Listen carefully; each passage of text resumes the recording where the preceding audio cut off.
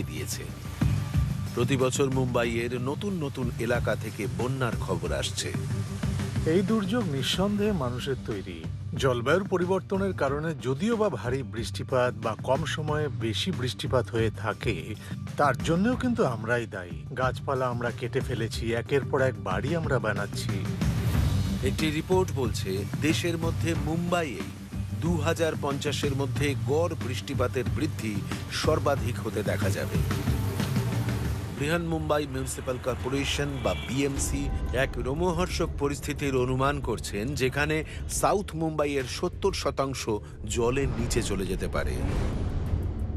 Marine drive, Nariman point ও মন্ত্রালয় 2050-এর মধ্যে চিরতরে হারিয়ে যেতে পারে। বিএমসি, এই শহরের পৌরসভা, এই দুর্ঘটনার মোকাবিলা করার জন্য একটা $multi-million অ্যাকশন প্ল্যানের পরিকল্পনা করছে।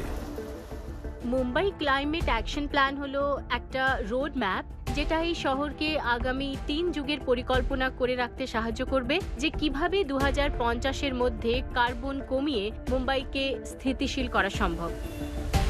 যদিও বিশেষজ্ঞদের ধারণা শুধুমাত্র সিভিল ইঞ্জিনিয়ারিং দিয়ে মুম্বাইয়ের এই চূড়ান্ত দুর্যোগের সমাধান সম্ভব নয়।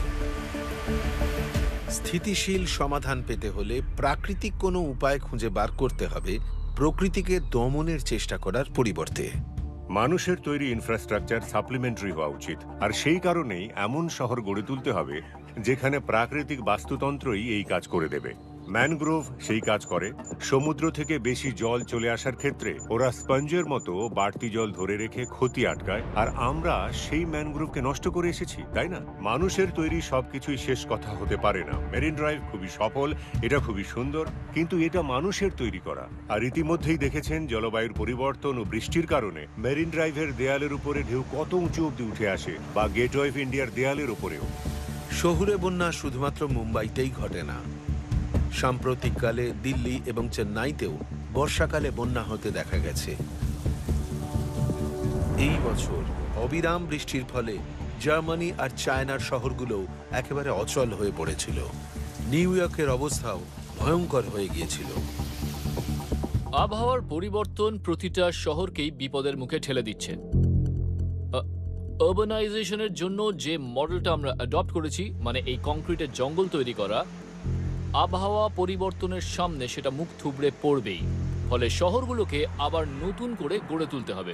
চীনে বন্যা হয়েছিল, লন্ডনে বন্যা হয়েছিল, এরকম সব শহরেই হবে। এবং তার ফলস্বরূপ মানে সব শহরগুলোকেই নিজেদের রিমডেল করতে হবে। সেখানকার খোলা জায়গা আর জলাশয় এবং ওয়াটার চ্যানেলকে বাড়াতে হবে, যাতে তাড়াতাড়ি জল বেরিয়ে যেতে পারে। জলবায়ু পরিবর্তনের ফলে আসা চ্যালেঞ্জগুলোর সম্মুখীন হয়ে মুম্বাইয়ের বার্ষিক বন্যার সমাধান শুধুমাত্র রেট্রো ইঞ্জিনিয়ারিং এর মাধ্যমে সম্ভব নাও হতে পারে। পুরনো ও নতুন সব শহরকেই প্রকৃতির প্রেক্ষাপট থেকে নতুন করে কিছু ভাবতে হবে।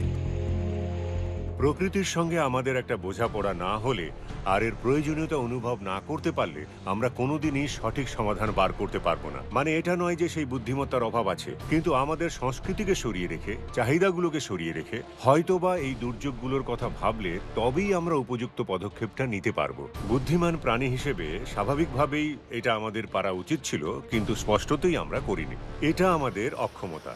এই গ্রহে আমাদের অস্তিত্ব টিকিয়ে রাখার সঠিক সমাধান পাওয়ার জন্য আমাদের কিন্তু অনেক কিছুই পাল্টাতে হবে। মুম্বাইয়ের এই শহুরে বন্যা ভবিষ্যতে যে আরও ভয়ঙ্কর রূপ নেবে, তাতে শহরের অনেকটা অংশ জলের নিচে চলে যেতে পারে। মুম্বাইয়ের এই ঘন ঘন বন্যা আসলে প্রকৃতি এবং মানব সভ্যতার এক অসম লড়াইয়েরই ফল। জলবায়ু পরিবর্তন প্রশ্ন তুলছে মানুষের জীবনযাপন নিয়ে। ভবিষ্যতের জন্য একমাত্র উপায় হল প্রকৃতির সঙ্গে তাল মিলিয়ে চলা।